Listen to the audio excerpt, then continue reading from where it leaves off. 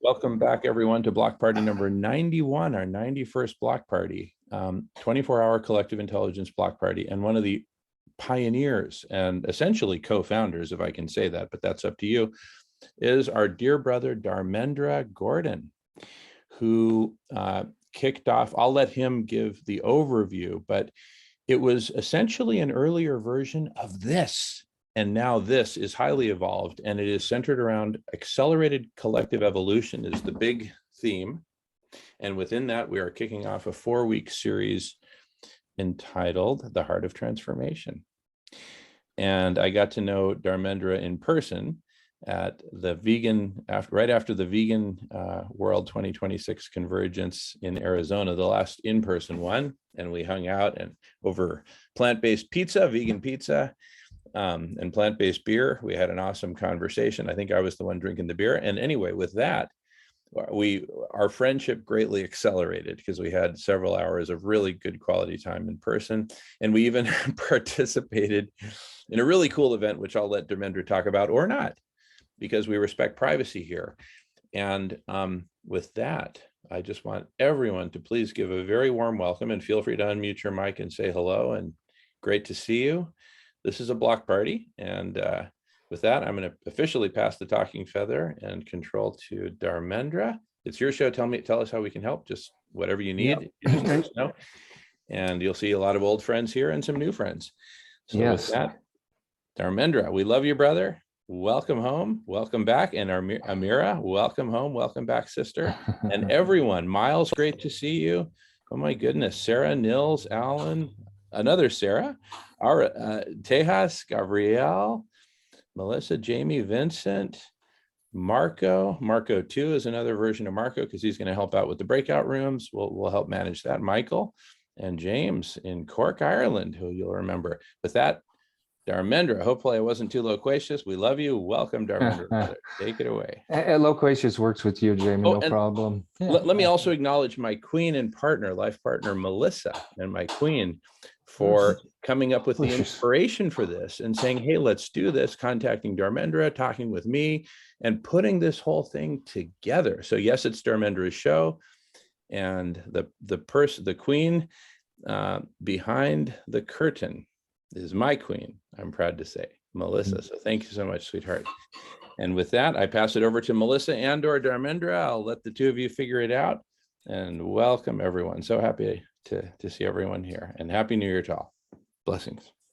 Thank you, Jamin, for that lovely introduction. I'm indebted to both you and to Melissa. Melissa is the one who initiated this segment and came to me and asked if I would be willing to start doing something like this. And of course, I had no hesitation immediately. But what I'd like to do is give a quick outline of what I'm going to do. First, as soon as I'm done with the outline, I'll take us through a little meditation to shift our consciousnesses into a kind of a more corresponding mode to the kind of work I do. And then I will kind of introduce how I came into this and a little bit of my own history. And at any time throughout that, Melissa and or Jamin, if either one of you feel to come in and introduce things, you can.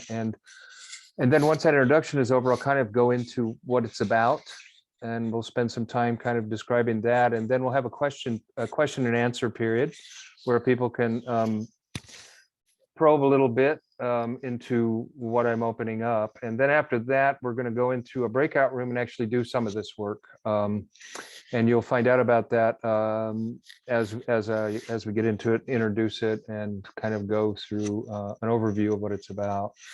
So right now, just a little, well, unless Melissa, do you have anything you want to say before I do the meditation?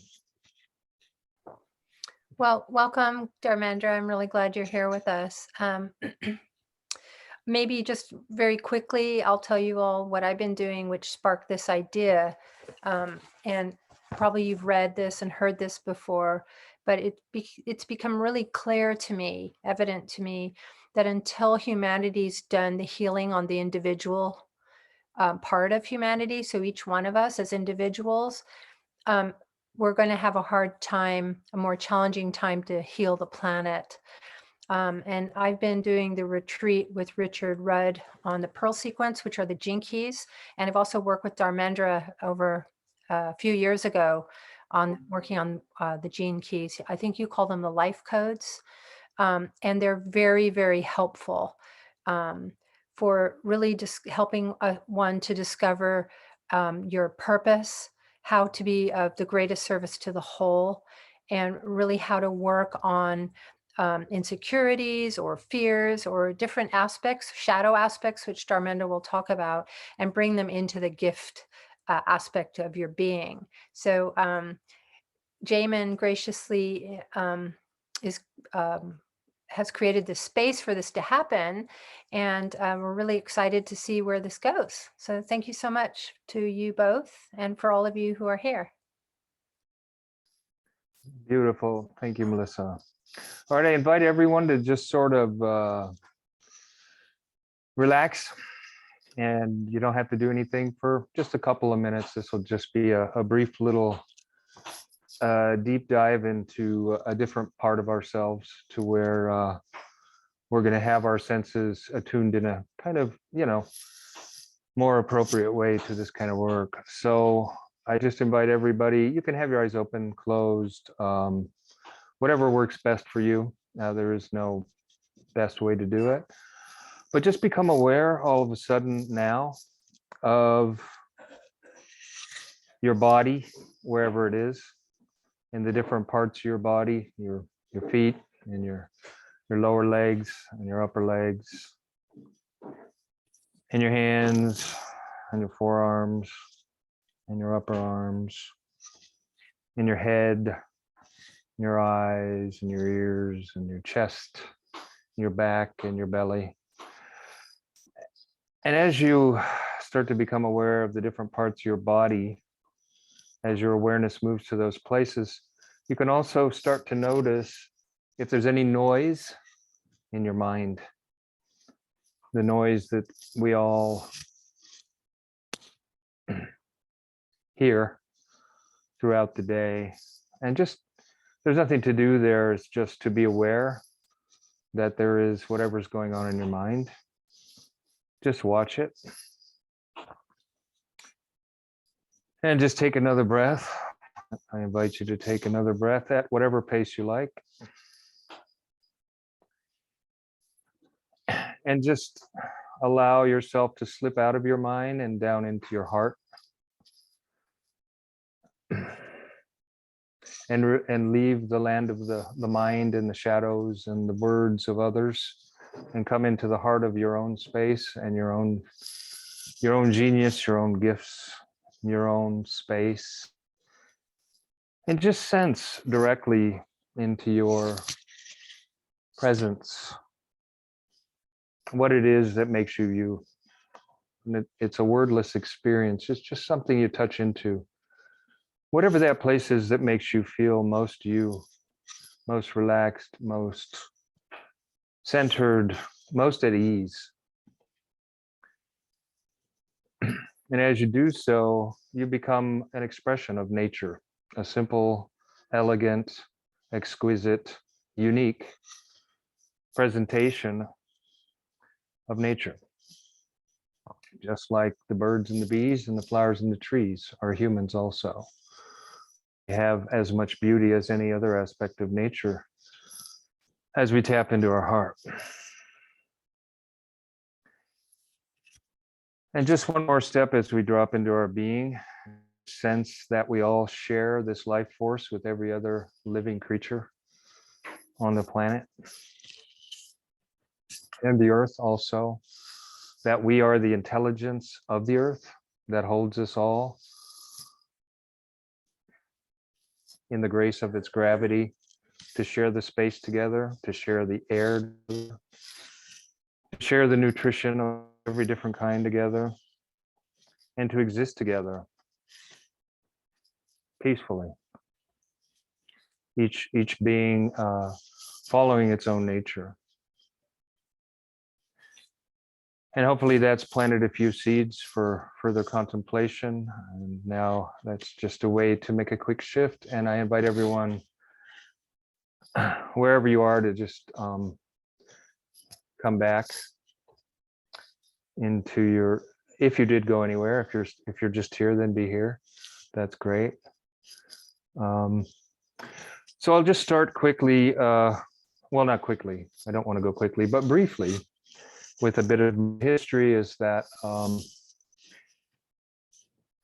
at a very young age, around 12 or 13, I started practicing looking into myself and questioning who I was and what this life was about, as I had found at a very young age in looking around at the world that it was full of a lot of suffering. And that made me very curious as to why that had to be, because as a child growing up, and with all the energy all of us children have, I felt like very exuberant about life and very excited to be in life. And yet, the more I looked at life and the people around me, that wasn't reflected back to me. So it, in some strange way, started me on my inner journey. And years later, and I ended up in India, and was meditating in a place that was basically built to house methodologies for inquiry into who we were and different types of meditations. And I spent over a decade with my spiritual teacher off and on, learning about that kind of stuff. And also, kicked off by the show Kung Fu in the 1970s, I became a great lover of martial arts, simply because I love to move that way. And that at the deeper levels, 40 years later in Tai Chi, I've found that it's a beautiful way to move in harmony with all the movements of nature, from atoms to galaxies and spirals. And the kind of internal Tai Chi and Bagua that I do is all based on spirals. And it is also based on the I Ching, which is what, as Melissa was mentioning, the gene keys and human design, and also the internal arts I do of Tai Chi and Bagua are all based on this I Ching. And what do you say is I Ching got to do with anything of the gene keys or human design? For those of you who don't know, it is our genetic code. The 64 genetic codons were put into the I Ching 5,000 years ago, and it's been since 1987, when the revelation of human design came through, that it's actually those 64 codons are in a body graph of 9 centers in which all those 64 codons are. And it is an incredibly accurate system if you've ever had a reading in human design or the gene keys. And what I've done with it, based on my movement arts, and I've been involved in human design since 1996, and I've been involved in gene keys since 2006. In the last couple of years, I started developing my own evolution of the gene keys and human design and my internal arts, which I call the Synergy Awakening Codes, or life codes for short. That's also another way I call it.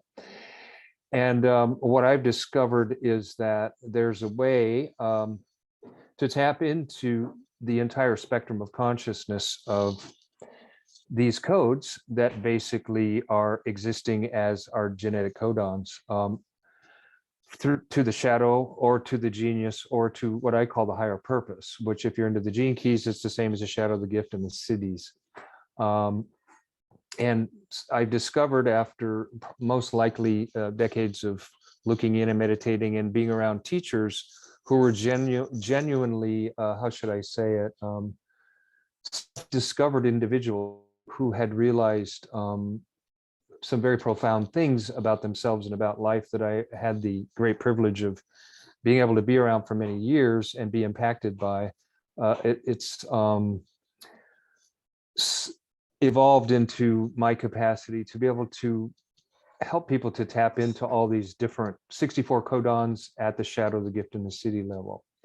And that is primarily my work, and why I call it Accelerated Collective of Evolution, is because I have discovered that if we do this with a group of people, with different people sharing different takes of the shadow, the gift, and the siddhi, in an open format, that people tend to get insights that could take decades of meditation on their own. And as a result, a kind of, I guess you could call it, accelerated healing process occurs, and people who are exposed in this group sense find themselves tapping into their gifts and manifesting their life in ways that are much more effortless and much more insightful, much more connected to their resources and to their own capacities than they would if they just followed and tried to figure something out and do it in the world. It is in a sense almost magical in the way that when tapped into a group field at any level, shadow gift or city, it just starts to open you up so much quicker than if you did it on your own. And I found that over the years that this is a kind of essential thread of human, how should I say it, potential. And that once we start tapping into that, whatever skills you have will be enhanced, will be empowered. In any field you want to go into and apply the shadow gift cities, even outside of the strict context of, let's say, life codes, if you just want to open it up and have a shadow of a challenge that you're facing in any kind of endeavor, you don't have to always be putting it in the context of a life code or a gene key or whatever. You can just open it up and say, this is my shadow. And it works especially powerfully in that way too. And what happens, I found, is when groups come together like that and start opening shadows, gifts, and cities in relation to any project that group is about, it creates a kind of sacred geometry that sort of lines up with the way things work in the intent of the universe, is the only way I can say it. And it empowers the individuals in this group to really start to not waste a whole lot of time, to very effortlessly accelerate into what's needed to create whatever it is that their endeavor is about. And I think that's probably enough of a start. If anybody would like to have any questions or anything at this point, because really it's about doing the actual work. So what the best, what I say about it and how I'm talking about it isn't the work itself. The work itself actually is really tapping into totally different frequencies of consciousness, but in a very organized and step-by-step way. And it's very linked up one step to the next, and we're connected as we do. So if there's anything, anybody, any kind of questions, or if anything's, been set off in anybody, or, that they want to express about this, I'm going to open the floor right now. Oh, Miles and Michael. Miles first. That's the first one I saw. Go ahead. Okay, actually, Michael was first. So, Michael, would you go ahead? You were first, Michael. Sure. Thank you very much. I kind of am familiar with I Ching, like sensing the desires of the universe, being in sync with the universal intent. I Ching, the tossing of the coins. Is that what the I Ching represents in general? Well, I mean, that's one method of tapping into the 64 hexagrams per se. Is that similar to what you mean? Historically, that was before it was understood that these 64 hexagrams are actually our 64 genetic codes. So it's become a much more precise work. It's not about chance and throwing coins, which has always got an element of error in it. So what happens with the life codes is that those hexagrams relate to very specific functional attributes in humans.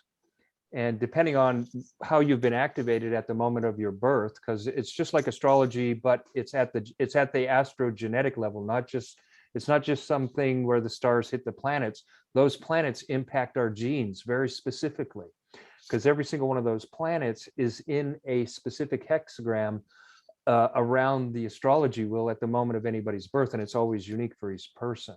So it's a lot more specific. We're not doing chance anymore. You actually, with your birth time, place, date, you exact picture of how you've been imprinted. And from there, you can start to get very, how to say it, very savvy about how you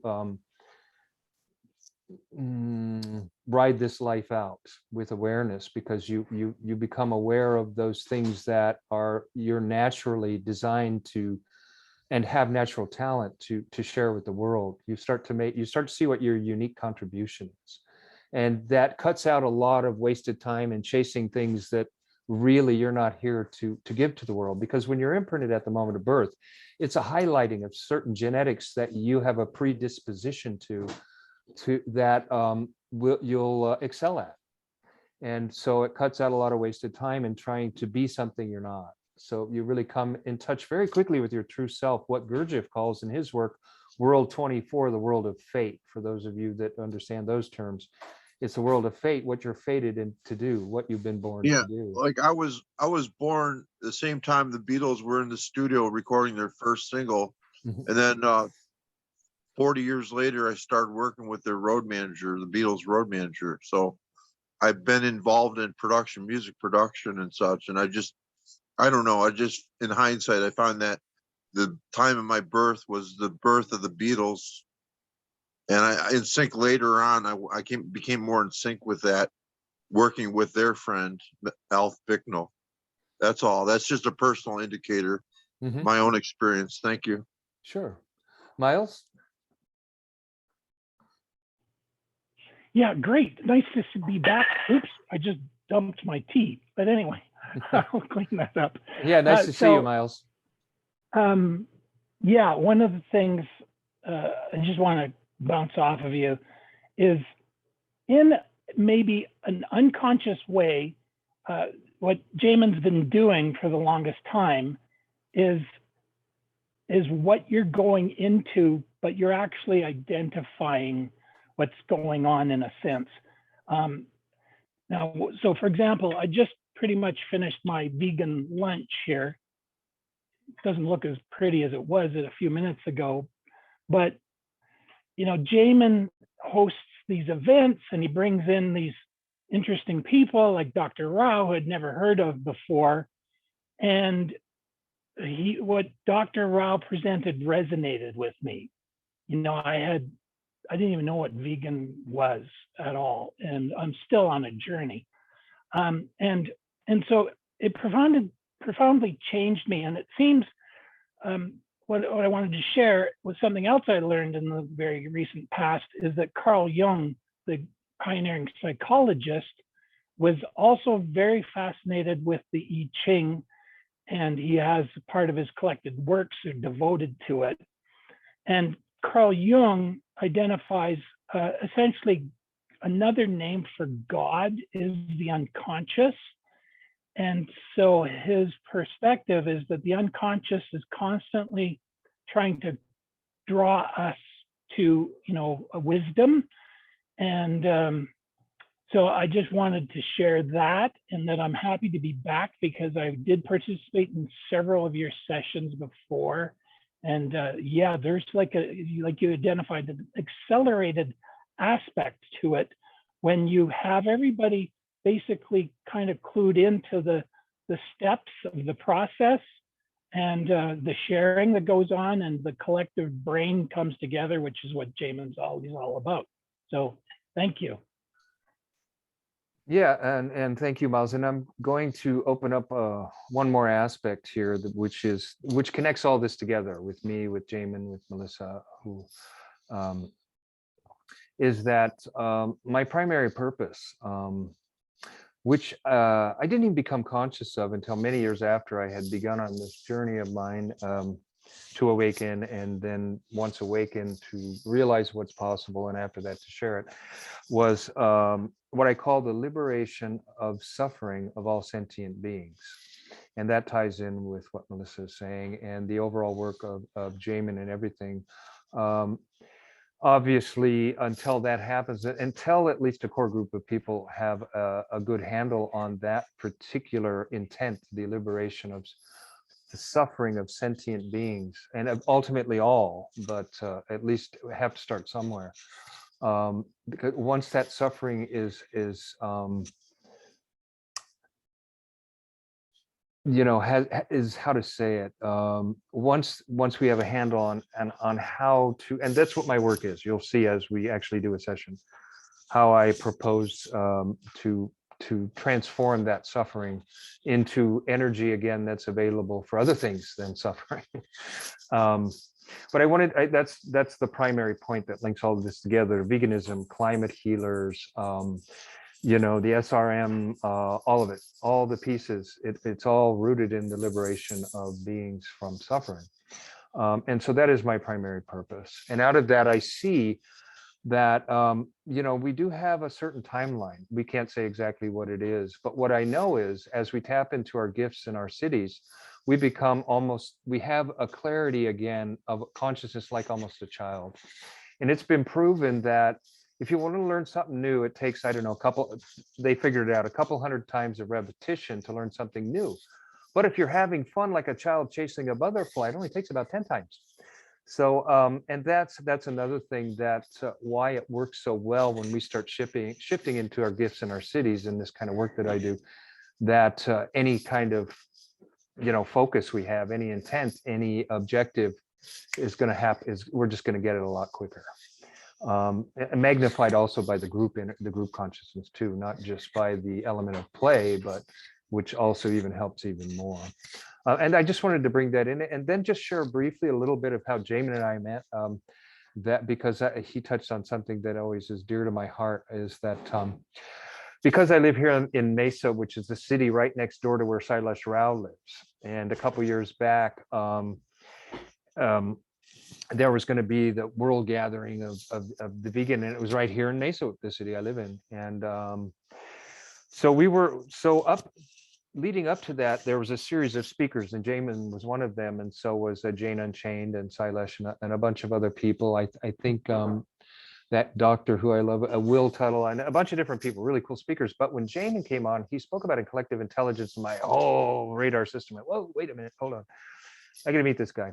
Because there's something going on here. And you know, so what happened is I told my beloved wife Amira about it. She said, oh, well, let me see if I can hook you up. And I know some people that are in there, and she literally just picked up her phone, called some people that were at the training down. You know, it was just, we were working that weekend, so we couldn't actually attend in person, even though it was only a couple miles away. And she talked to one of her friends, and next thing you know, it's like Jamin and I are hooked up, and we're saying, okay, where can we meet? And so we're going to meet at this pizza place, and from there, it was really interesting, because then he was already doing meetings, and I started coming in and doing my work and stuff.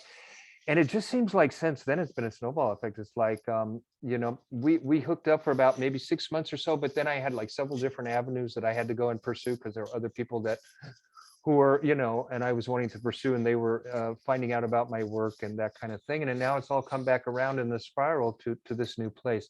So I just wanted to give that little piece of information. And during all that time, of course, Melissa was coming in, and what I love about Melissa is she's very tapped into all of this anyway. She has her unique approach to it, but there's kind of a kind of deep understanding between us, and that's just there because of just obviously a lot of similar you know, journeys. And I with Melissa, I think it's much more of a I don't know what I call it, heart and being connection. With Jamin and I, it's kind of much more of a seeing being thing. So I see that and both those sides of myself I love to give energy to. And I just, and so you know, sometimes I just like to say I love the way Jamin sees whole systems and how he can play with that stuff like nobody's, like a chess master. And I love the way Melissa is just, I just feel she's very in touch with the life force, and just what is appropriate and what's necessary and what we can tap into, and very, very intuitive about it. And so I might mention that I had a wonderful visit in mid-September to Mesa, Arizona, through Tempe up to Phoenix. I rode the main line, the train, beautiful right there, Main Street, right in Mesa. I went to the ice cream shop downtown there. Great ice cream shop. Yeah. Thank you for allowing me to visit there. I loved it. I'm going back. Thank you. Well, Yeah, well, I'm done with it. I want to be in California. I want to get back to my home where I come from, where my wife and I come from. But anyway, that's a whole nother story. And I also want to acknowledge James. It's nice to see you, and Sarah Siegel, wherever you are. Did you disappear? It looks like you did. Oh, well, she was here. And Jamie, you too. I remember all of you, and it's lovely to see your names up on the board. And of course, Miles and I, and looking forward to meeting all the rest of you. So again, I open it up if anybody has any other questions, comments, whatever, before we head toward the work. Hi, Jamie. My hand, I guess because I'm a co-host, I can't raise my hand. But if I could just jump in a second, and it was really addressing something Miles said. I think we have to remember that God is within us. We're not separate from divinity, and I think we have to be careful in the language we use. And my understanding is that there are actually 3 states of consciousness. There's a conscious mind, which is always looking, seeing, and feeling the physical reality or apparent reality around us. There's the subconscious mind, which is a silent witness, which really is the pattern cutter of everything we think and feel and emote. So watch what you think, watch what you speak with your words, because words create, right? Manifestation. And then there's the super consciousness, which is the God within. So the subconscious is like electricity, right? If you don't have a switch or a plug, electricity doesn't go anywhere. But the super consciousness is like giving the directions to the power, to the subconscious, through the word, through the thought, and through the emotion. And so what I think is fascinating, the work Dharmendra is going to take us through, it's really bringing us into this higher state of consciousness about who we are and why we're here. So I'm an artist, right? Well, that's just looking at me on one level. But besides being a visual artist, my vocation is looking for the truth. And that's a very high spiritual goal. So what is the truth, right? And as an artist, how can I search for and look for truth? So I'm just using that as an illustration, Miles and everyone, to explore, like, how can we get, Dharmendra is going to guide us so that we can get to these deeper truths about who we are and why we turned up here, beyond just being, say, a chef or a musician or a visual artist or a thinker. And then that can lead us to the super consciousness, which is in this work of the gene keys called the Siddhi, SIDDHI, which is the highest expression or form of self, of that gene key, of that whatever aspect we're addressing. So I just wanted to add that. And now I'm glad that you brought that up, and thank you. I want to, real quick, and then James, you can speak. I just want to say that it's very interesting, the conception that human design has of what our unconscious is, because the unconscious is something that got imprinted in us 88 degrees of the sun before our actual moment of birth. And that speaking about that, which is our vehicle, it's that amazing vehicle that's the miniature universe that functions perfectly like a miniature universe. It beats your heart, it breathes you, it fights disease, it does digestion, metabolism, everything, the immune system, all of it. There's a zillion things going on in this vehicle, and it all works perfectly. And if that isn't, to me, one of the most powerful expressions of God, that this vehicle that we're in and what it can do, that mirrors the function of the universe on the most miniature scale, in the most condensed, compact, concentrated way. And I think that's a beautiful conception, because what we're here to do as witnesses, as souls, is to witness that. And then what we're sharing now, our outer authority, is that ability to share these things so that people become more at ease with the experience we're living in, and having witnessed this. I mean, literally, this is a miracle of nature, what this human vehicle is, and what we invent, and it's amazing what we've done with it. We look at nature and we can invent things that make our life better.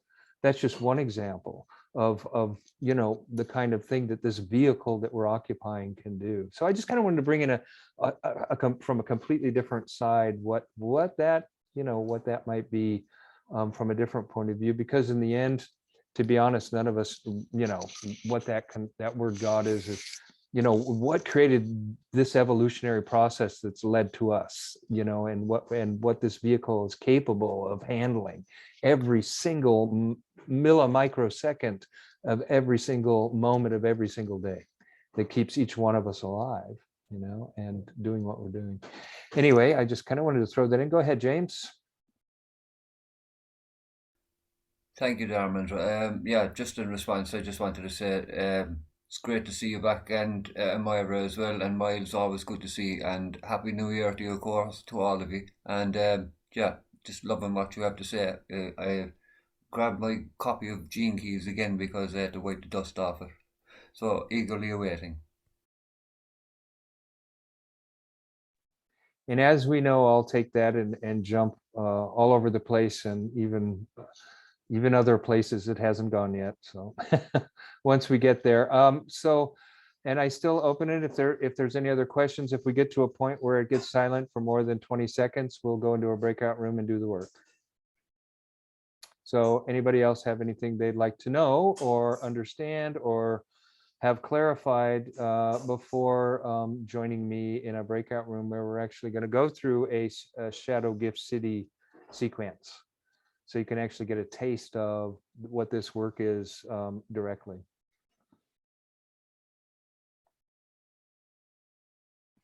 I'm just wondering if we actually need a breakout room right now. Is everyone planning to, Oh, you know? Yeah, oh, I say yes, because you know, people may trickle in, and I don't want people trickling in and say, "Hey, what's up, everybody? How you doing?" If we're all like in the middle of like a group prayer, you know, I just, you know, I'd rather we and then I can be. There's two of me, so one of me will be in the main room directing traffic, but most of me will be right here.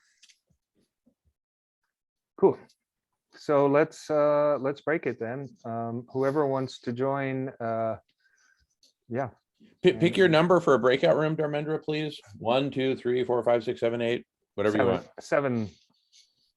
7. Okay, I'm going to assign everyone to breakout room 7. Feel free to join us there. Please join us there, rather. And then again, I'll direct traffic from here. And so see you in breakout room 7. And Dharmendra, if you want me to close the door now or in 15 minutes or when you tell me, because I'll be here. Let's give it 5 minutes. I'm going to take a brief potty break, and Yeah. so I'm going to join now, but I will be absent for 1 minute. I will be right back. Okay, awesome. Yeah, okay. but give it a 5 minute window. Yeah. Okay, perfect. Yep.